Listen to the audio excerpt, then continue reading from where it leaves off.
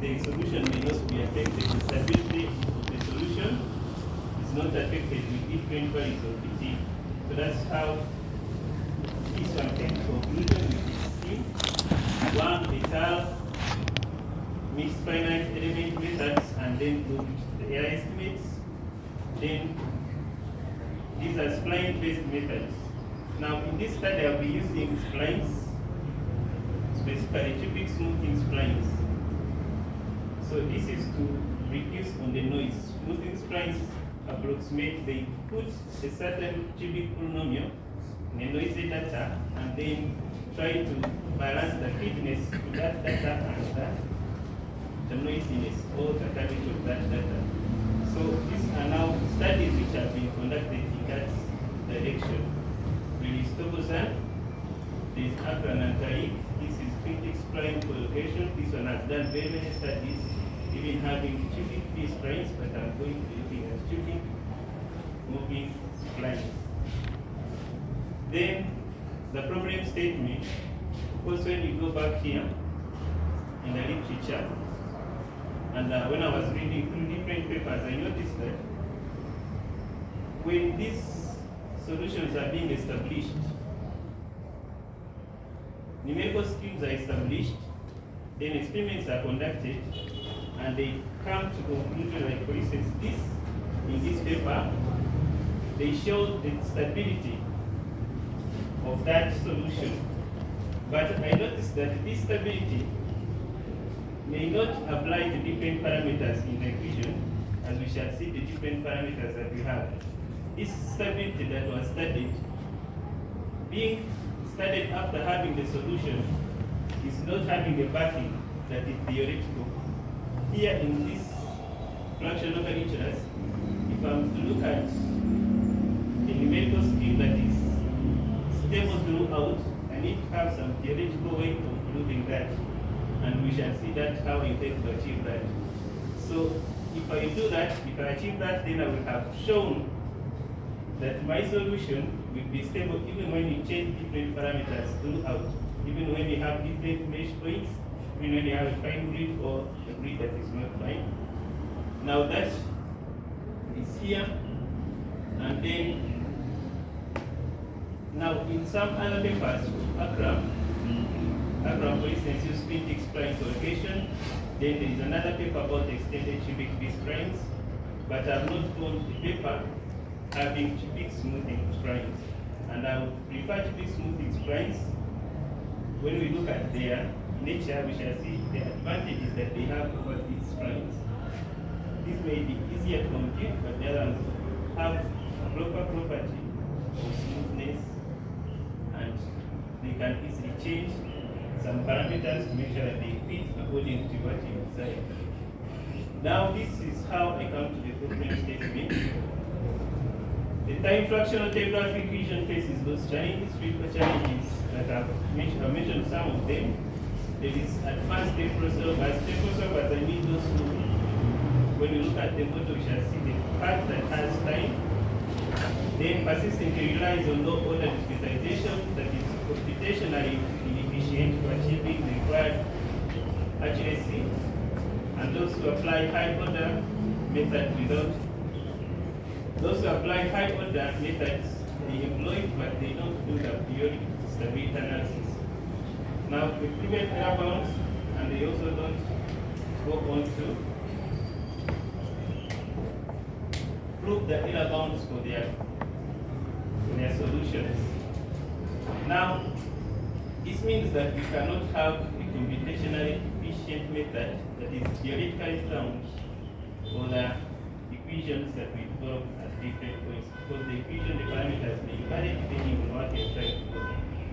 Now, in this literature, I already mentioned that no studies used to make smoothing splines, and there is always limited analysis and error bounds for the spline approaches. And in this work, I need to consider the cubic smoothing spline method for the generalization of the solution of the time fractional telegraph equation. My objectives are here. I intend to solve the telegraph equation based on cubic smoothing splines, And the specific objectives include, I'll start by discretizing the telegraph equation. Because when you discretize using the primes, you reduce, because I will discretize, I'm sorry for going forward, but I wanted to refer to this equation using primes. I will discretize this part, and I will now transform this into a system of a linear ODE with only this part, and this one will be discretized without this. I will show you in the methodology how that is done. Then after that, the goal here will have been achieved. The goal is to reduce the time fractional telegraph equation of the cathode system or fractional ODEs in time. Then derive a bound. Now this is a theoretical part.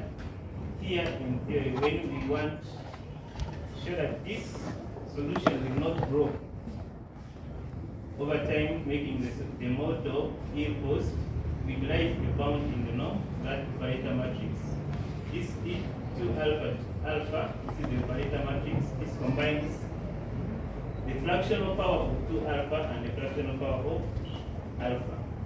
Then this will be used to represent that equals model as an operator equation. When you apply this bound, then as you go on solve the problem, you're very sure that my solution will be stable. Then perform the analysis of the difference of this discrete scheme formulated in the objective. And then this analysis, we shall use it. We shall investigate the numerical stability of that system. Now this is by using experimental data, and we shall of course compare this with what other methods have achieved. How is this showing consistence? How is it showing stability with different values of different parameters? What will the study help? Will contribute to both theory and practical. So this time fractional telegraph equation looks at the voltage or like the current when you have a wire. So you notice that when you have the conductor or a wire, because it came from the telegraph, but it can be used to note of very many things. But when you have a conductor, you will notice that I can set this in at a certain voltage, and there is an expected voltage at the output here. But when you go for numerical experiments, you find that there is some difference from what is expected. What is expected can easily be computed using analytic methods, but when you use numerical methods with fractional derivatives, you can be able to input what happens along the way. Along the way, there are different dampings, for instance, capacitance alongside this wire. So that will cause the difference that you will notice from the experiment. Now, when you use fractional derivatives, it will be able to capture all those random or anomalous behaviors. Here, the theoretical contribution, when I conduct, I'm going to have a rigorous mathematical framework for analyzing the novel numerical scheme, the time fractional telegraph. We shall establish a priori estimate for the error and unconditional stability will fill gap in the literature for the schemes of this specific type. When we achieve the other second objective, we shall have bounded. We shall have shown that yes, this operator matrix can be bounded. And if it can be bounded, then the solution can be stable. So even those studies that are not carried out, that we can look at them and say that this solution is going to be unconditionally stable. And then this we shall also contribute to knowledge in fractional calculus, these practical applications. Because we are saying that this model, we are modeling systems which involve wave propagation, damping, complex media, numerical solution benefits. These applications in signal processing and then distortion of signals in transmission lines. What happens as the signal goes, you now track that signal because we are using non-local operators. Then this research will provide a validated computational tool for researchers in this field to simulate systems more accurately. Now this is the model that I've been talking about. I've brought you here. Now in this model, this alpha is 5 minutes. This alpha is a fractional derivative, meaning that it is a fraction, it is from between 0 and 1. Then this of course is a space derivative, and we choose this model as the ideal for modeling that fractional telegraph equation, because in this model we have a combination of this. When you have this and this, you get the heat equation. When you have this and this, you get the wave equation. So this one combines both of these. This term here represents the external forcing. You may say, for instance, I'm going to impose a certain voltage at one end. So this is the term that represents that. The parameters, I've defined them below, down, and most of these I've already talked about them. This is the damping parameter, this lambda. This is the speed of light, or any wave that we are looking at, that's C. And that is it. Cos x space variable, then T, the time variable. These are my initial conditions. This one is the initial condition, because this is when time is 0, then these are boundary conditions. Those two, both of them are functions. This is consistent with the definition of this derivative.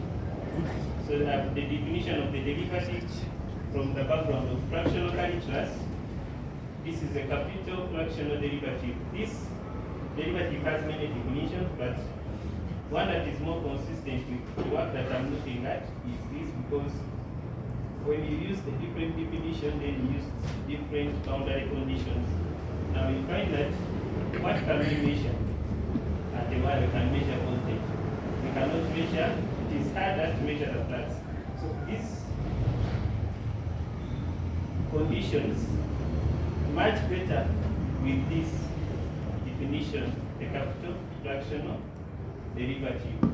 When you go to like Riemann ring, you find that initial conditions you need like derivatives, and which are not practical in the sense of time fractional derivative equation.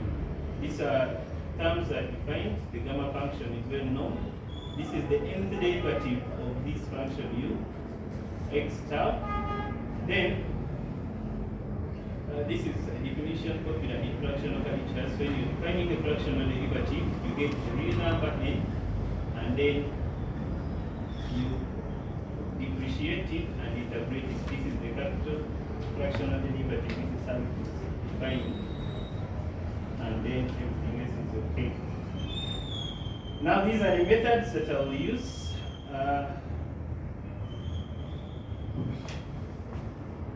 Now overall, I need to develop a higher order variables table numerical scheme for the time fraction telegraph equation based on cubic smoothing splines.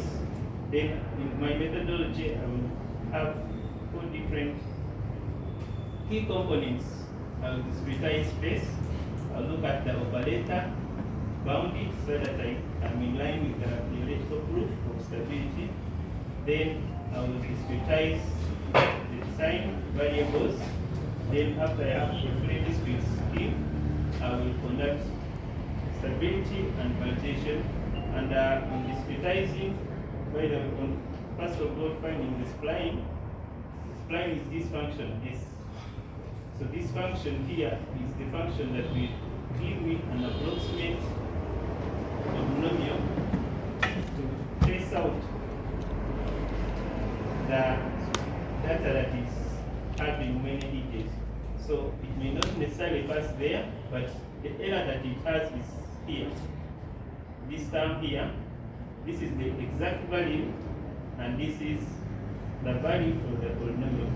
So this term is the error, this is the sum of the square of the error, This one here is the second derivative. We intend to have the second derivative continuous. Second derivative that is continuous because we are comparing it with the second derivative of the space variable. When we find this smoothing spline, we shall use it now to obtain this matrix, which matrix we can put here. And now we don't have the other function. This is substituting in the other model. So when you put that matrix to an operator, it takes this u to its second derivative. But now this one is in discrete, so we can now be discretizing this. And then after that, before we go that way, we shall first analyze the operator. I take 2 minutes to finish. We shall look at the bounds. When we look at the bound, when we bound that matrix, then we have proven stability. The matrix needs to be symmetric and negative definite. Now we shall go on to discretize the time. This is the definition, L1 scheme. I chose L1 scheme because in our equation we have 2 alpha and then alpha, and this one maintains actually for both alpha and 2 alpha derivatives. When you put that in the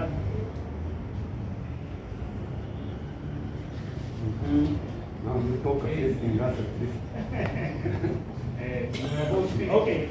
Now in that definition, I had that. Which definition so that we get more you have some content in it?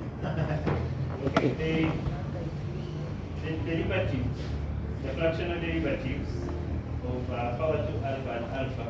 When you use the L1 scheme, then you find that more can be used for both alpha and alpha, and more actually. So that's why I chose L1 scheme to discretize that variable of time. And so when you combine the two, you get the free discrete scheme.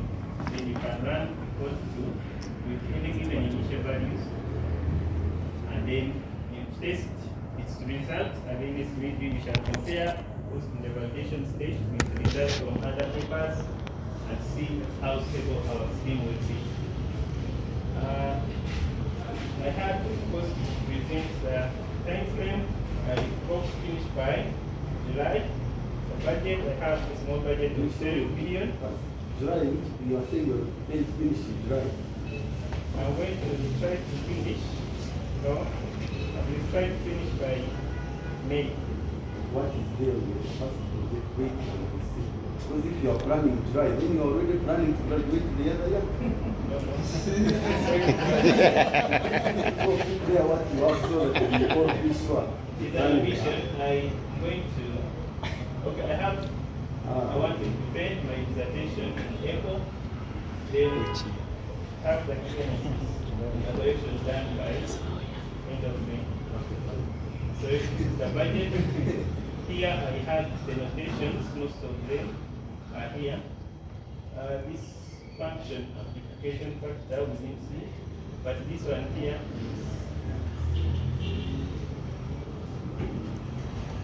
is here. On the method, this is the method of proving stability. We shall have to use a scalar function in the very discrete scheme, and then we evaluate the function, and if it is less than 1 according to that one Newman method, that scheme is said to be stable. So this is what I had. Thank you for listening. We're going to make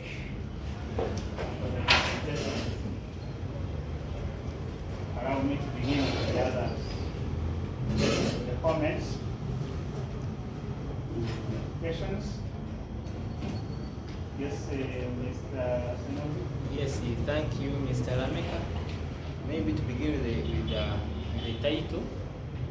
Maybe first the title. So you say the stable numerical scheme. So if I'm asked, can you outline that numerical scheme you propose for solving the equation? Is it there or you are just going to develop it? I'm going to develop that scheme. from by using the methods that I have proposed. I'm going to discretize the space after that using like 3 smoothing splines, and then I'm going to discretize the time variable with the L1 spin. And then I get a fully discrete model. Then I will do analysis to see how stable my model is. Then how do you plan to verify its accuracy? Now I have two different objectives here. I want to verify the stability. I don't know if you mean accuracy or stability. Accuracy. Accuracy. I want to start by verifying stability using a theoretical approach where we count the markings. But after that, I'll go on to I will start by looking at the analytic solution. Then I will look at my numerical scheme and see the results and compute the error. And also I will use that 21 method where you put the error function into a scheme. You run it, then you look at the value that you get. After that, if that value is less than 1, then the scheme is said to be stable. The accuracy is going to be, after I have the results, I'll compare them to those that I get using an analytic scheme. So do you already have some analytical solutions available for compiling? I